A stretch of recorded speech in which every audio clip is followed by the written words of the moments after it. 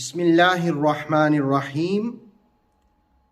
سورہ یاسین کی 15 نمبر آیت کے ضمن میں ہم جانیں گے کہ نبی اور رسول لباس بشریت میں جو آتا ہے اس کی حکمت کیا ہے، اور نمبر 2 اچھی قیادت کے اوصاف کیا ہوتے ہیں، اور نمبر 3 بشر کا مفہوم کیا ہوتا ہے۔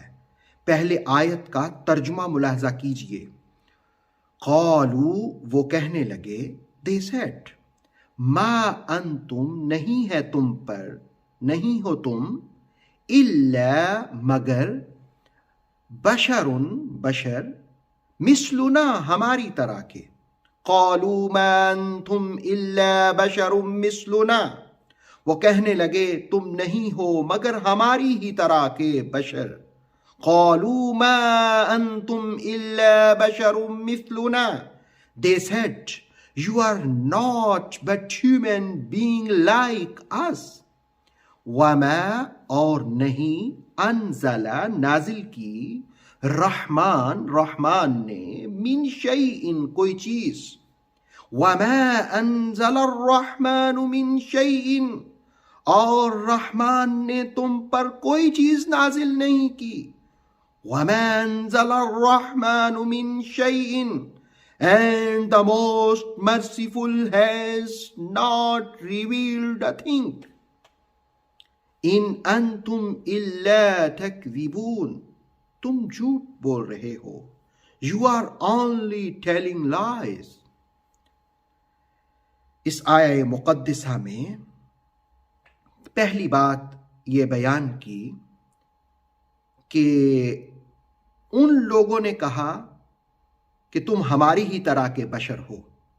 یاد رکھیے کہ اگر توہین کرنے کی نیت سے نبی کو کہے یہ ہماری ہی طرح کا ہے تو پھر یہ منکرین کا رویہ ہے۔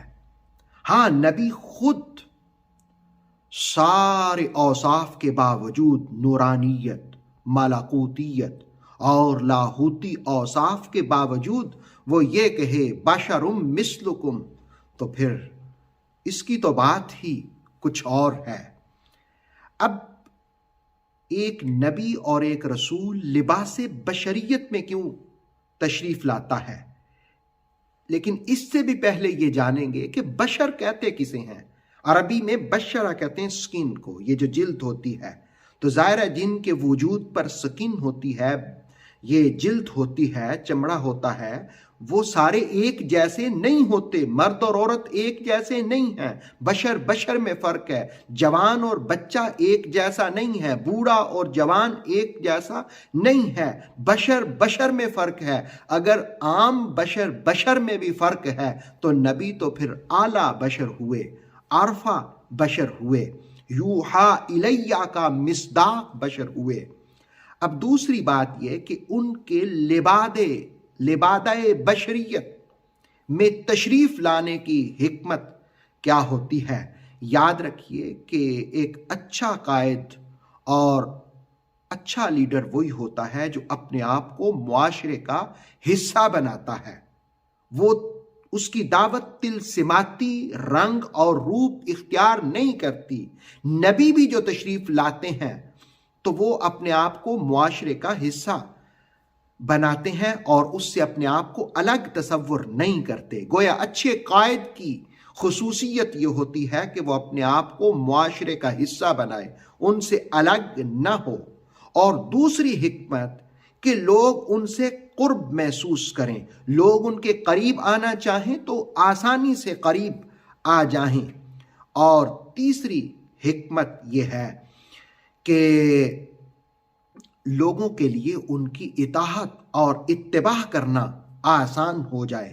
گویا اچھے لیڈر کی خصوصیت یہ ہوتی ہے کہ وہ اپنے آپ کو لوگوں سے قریب کرتا ہے اور لوگ اس سے قریب ہوتے ہیں۔ اور تیسری خصوصیت یہ ہوتی ہے کہ وہ جو اصول دیتا ہے، وہ جو قانون دیتا ہے، وہ جو قابل اطاعت چیزیں عطا کرتا ہے، وہ قابل عمل ہوتی ہیں، ان پر لوگوں کے لیے عمل کرنا آسان ہوتا ہے۔ اللہ رب العالمین کی بارگاہ میں التجا ہے کہ اللہ رب العالمین نبیوں کے امام، رسولوں کے تاجدار، خاتم النبیین کی اطاعت اور اتباع ہمیں نصیب فرمائے، اور ان لوگوں سے بچنے کی توفیق دے جو یہ کہتے ہیں کہ یہ تو ہماری ہی طرح کے ہیں اور توہین کرنا چاہتے ہیں، اور یہ کہتے ہیں کہ ان پر رحمان نے کوئی چیز نازل نہیں کی، یہ جھوٹ بولتے ہیں۔ دراصل وہ خود جھوٹے ہوتے ہیں تو دوسروں کو بھی وہ جھوٹا سمجھتے ہیں۔ اللہ رب العالمین ایسی بری خصلتوں سے ہمیں محفوظ فرمائے۔